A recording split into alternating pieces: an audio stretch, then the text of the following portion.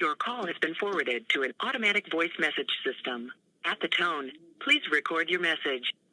Hey Mike, how you doing? Hey, I gotta tell you about this awesome new show I found. It's about this one girl who reads a lot of books. Tracy, Taylor, you know, Bubbles from the Powerpuff Girls. She gets an order from her boss, Selma, Sally, Pepper from Hamtaro, to go to this tiny little town to get ready for the summer sun celebration. Now that's a big ask for someone like Ben Tennyson, since she's not really all that experienced with making friends in the first place. I mean, her only real friend is Chaozu from DBZ, and I'm not even sure he pays any of the rent. So she goes down to this town, and she meets all kinds of characters, and I'm gonna be real with you, dude, I kinda forgot all their names too. First she goes to this place called Sweet Apple Acres. It's a farm run by basically every Tails character from Sonic Prime. She's got this whole family, but the only names I caught were Poppin' Fresh the Pillsbury Doughboy, that orphan girl from the Air Buddies Christmas special, and Tachikoma the skating robot from Ghost in the Shell. Later she runs into Plum Puddin', who's kind of a lot, but she can fly, which has gotta make her cooler by at least 10 or 15%. Except now her hair's all screwy, so she's gotta get it fixed when she goes to visit the town Taylor, Roberta the maid assassin from Black Lagoon. They run into one of my favorite characters, this really sweet girl played by Wolverine's clone daughter from X-Men Evolution. Later that night, the whole town throws her a welcome party hosted by Lemon Meringue from Barry in the Big City. She invites Omi from Shaolin Showdown to join the festivities, but she's too preoccupied with preventing Pepper the Skunk from Littlest Pet Shop from bringing on Eternal Night. She shows up anyway, and the gang has to bust through a bunch of obstacles, and Makuta, the big bad from the first two Bionicle movies. But it turns out that the actual big bad, Martha the Talking Dog from Martha Speaks, was actually the sister of the Mentor, one of the buns from Sausage Party. Ashi from Samurai Jack decides that she wants to stay in town to make some friends, and Zoe Trent from the LPS just kinda lets her. Now that I think about it, there's a lot of people in this town that Princess Clara from Drawn Together has to deal with on a daily basis. There's these 3 damn kids running around getting into nonsense at all hours of the day. There's Lucy and Sally from that Peanuts YouTube series, and their friend Helen from Martha Speaks. When they're not being taught letters and stuff by their teacher Zoe Trent, they're getting bullied on their walk home by the biggest mean girls at their school, Bijou from Hamtaro, and every Amy from Sonic Prime. This entire town is cooked. It's got a grouchy old Vector Prime of Cybertron dragging his wagon everywhere, the Sunfire Queen making potions in the forest, and the mayor of the entire town is a narcoleptic hamster. I think of all the people Raven from Teen Titans has to deal with, the one she hates the most has to be Kevin from Ed, Edd n Eddy.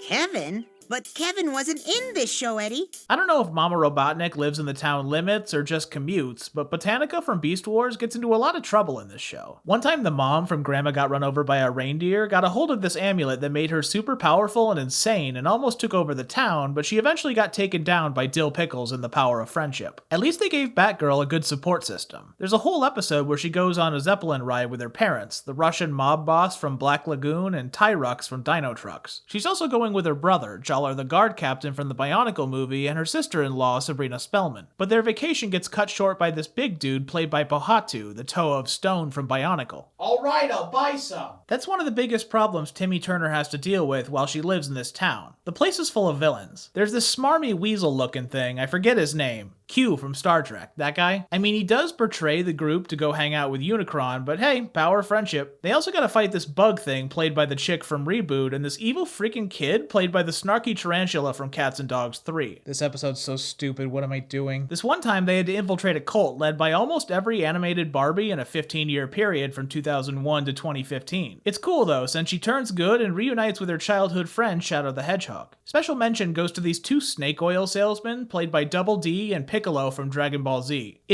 It's always something with these guys, you know? Sonic Underground and Rat Trap from Beast Wars run a family out of business. Dexter and Wolverine defraud the elderly with fake medicine. 2 of the weirdest looking dudes from Death Note and Scooby-Doo 2 team up to take down the owner of a resort played by, oh my god, Nick Fury? Crypto the Superdog and Reboot Fuzzy Lumpkin start a for-profit university to swindle several people out of their money, most notably Light Yagami's father from Death Note. Those crazy kids, you know? Yeah man, I'm sorry, but this is looking like one of those things you're gonna have to listen to me talk about for the next decade or so. Anyway, I'll see you on Saturday, man. Love you.